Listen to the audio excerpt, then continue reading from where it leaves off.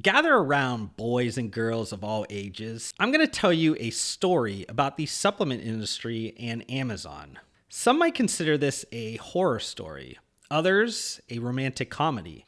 But that interpretation likely depends on which side of the industry you stand on.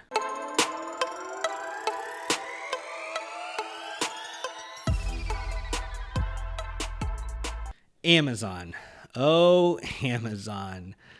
If you are a member of the supplement industry community, just that one word probably sends a chill or has some visceral reaction within your body. You've heard Amazon blamed for the demise of the supplement industry from internet retailers, physical specialty retailers like GNC and Vitamin Shop, also some small supplement retailers, and also from the brands that believe that Amazon is at the heart of this race to the bottom that's happening. Now, can you decipher the perpetuation of just honestly bullshit from the facts here? What do you think of Amazon? I am going to guess as a consumer, you shop with them a lot, regardless of what you think about them when you put on your work jersey each day. So to tell this story, I think it's important for us to kind of focus a little bit around the timeline, just give you guys a little bit of an understanding around Amazon and maybe what kind of set this all up. Amazon was founded in July of 1994. But Amazon doesn't start selling anything other than books until the latter part of 1998. Amazon launches their marketplace, so like third-party sellers, in 2000. In 2005, Amazon launched Amazon Prime, and arguably this is the time when consumers started to pile into the website. This is when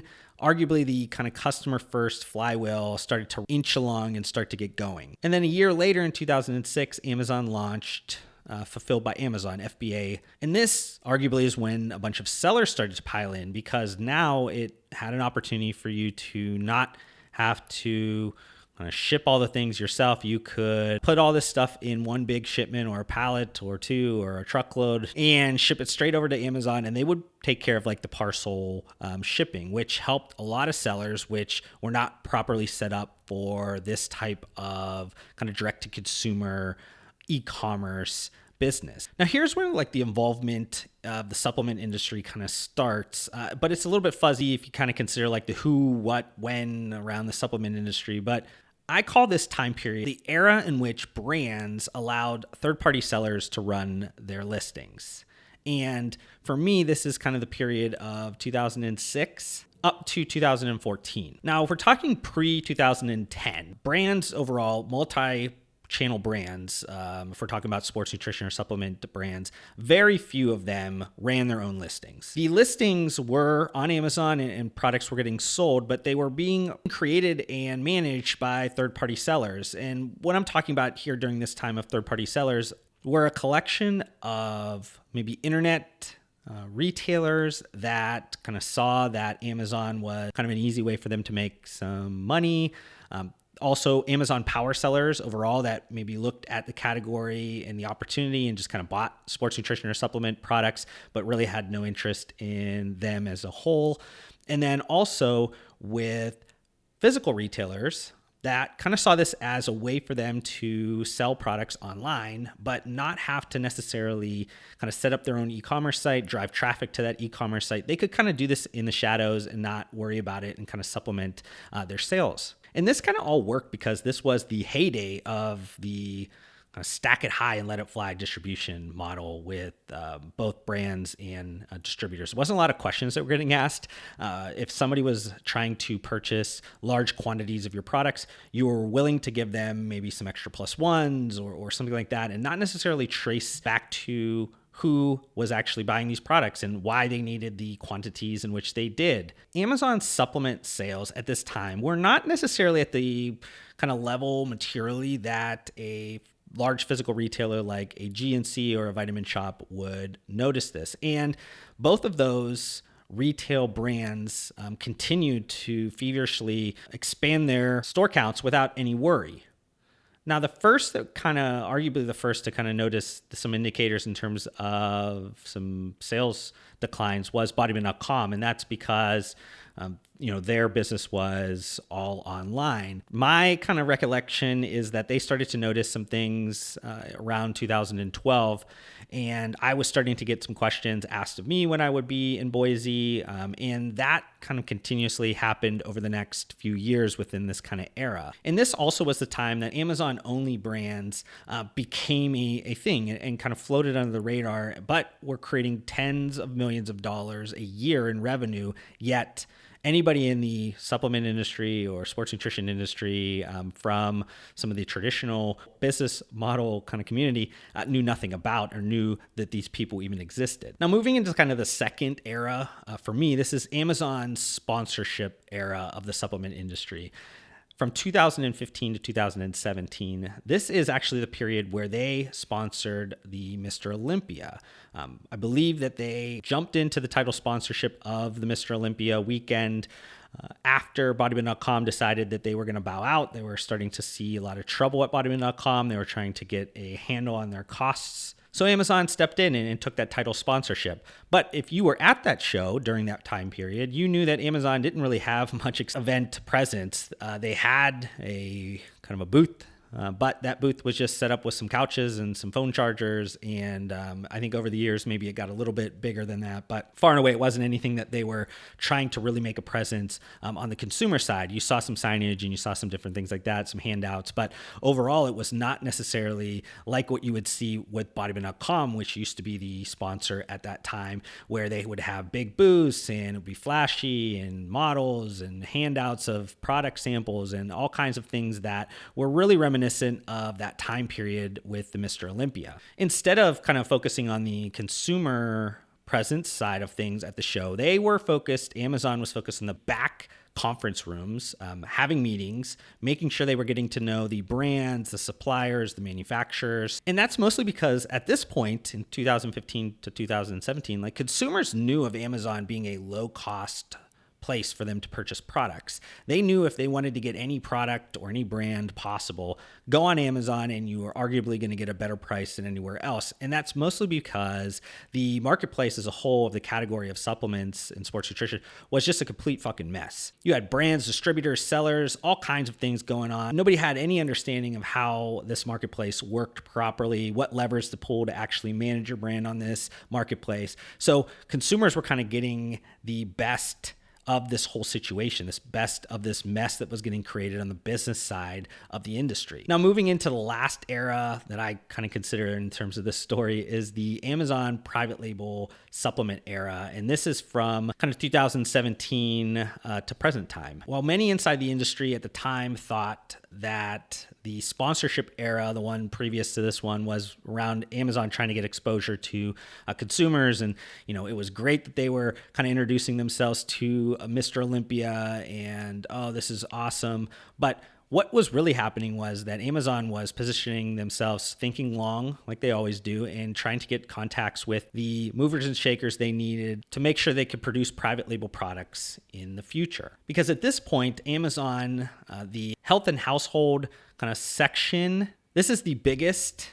From estimates, this is the biggest consumable category on Amazon. And then within that, the biggest subcategory, the nutrition and wellness kind of section. And that is the biggest subsection of the biggest consumable section. So there's a ton of incentive for Amazon to create private labels in this category where a lot of consumers are going on their marketplace to purchase products. And the first one you saw was in February of 2017 when Amazon Elements, a long-standing private label name within the Amazon ecosystem, decided to create their first product in a while, and they created a vitamin line. And then it kind of was a little bit quiet for a while until about mid 2018, where I spotted something like, quite honestly, just odd. I went on one day, doing some normal kind of searches on Amazon, and I noticed when I typed in things like protein powder or pre-workout, like non-branded, very large, non-branded search terms,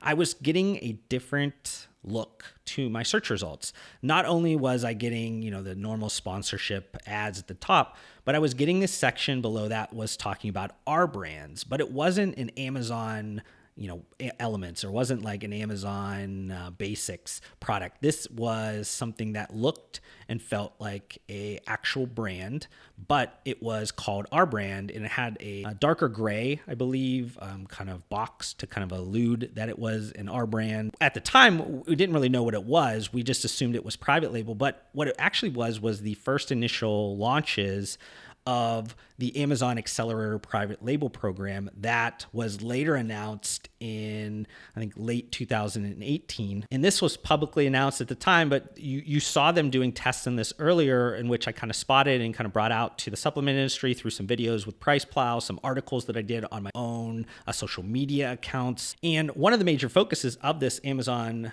private label accelerator was supplements. They wanted to make sure that they got a good amount of selection of these products. So you saw within that first couple of months that it was launched, you saw about 20 being introduced, 20 new brands getting introduced that had some element of a supplement or a sports nutrition or kind of a functional food product. And even GNC launched 2 of these products.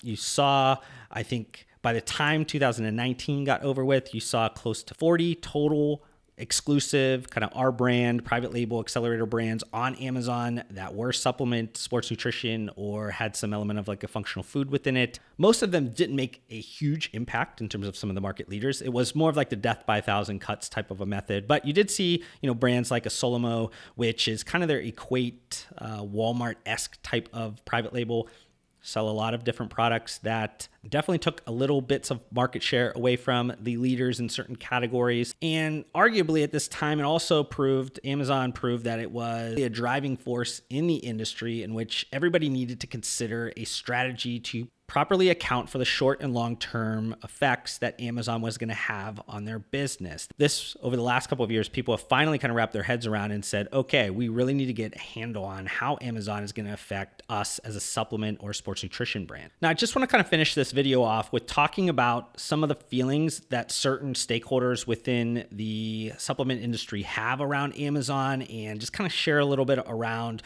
my interpretation of that, my thoughts around their feelings. First one is around like the physical retailers, both large and small, and internet retailers. More times than not, what you'll hear from them, how they feel about Amazon, is that Amazon's the reason why they're struggling in their business. They're the reason why maybe they're out of business at this point. But my interpretation, my thoughts around those feelings is very different. These supplement retailers, regardless if it's physical, small, big, or internet retailers, completely lost sight of why a customer would shop with them. They did not evolve with the consumers, in which their needs were not met properly with their offerings anymore, comparable to now having something like an Amazon. To me, supplements are still in goal-oriented, intent-driven consumer packaged goods category. There is a lot of customers that need help with trying to understand the goal that they want to reach, and then the products in which maybe will help supplement them reaching that goal. Or regardless of it being a product category that maybe is easy to ship online and sold online, it's definitely more,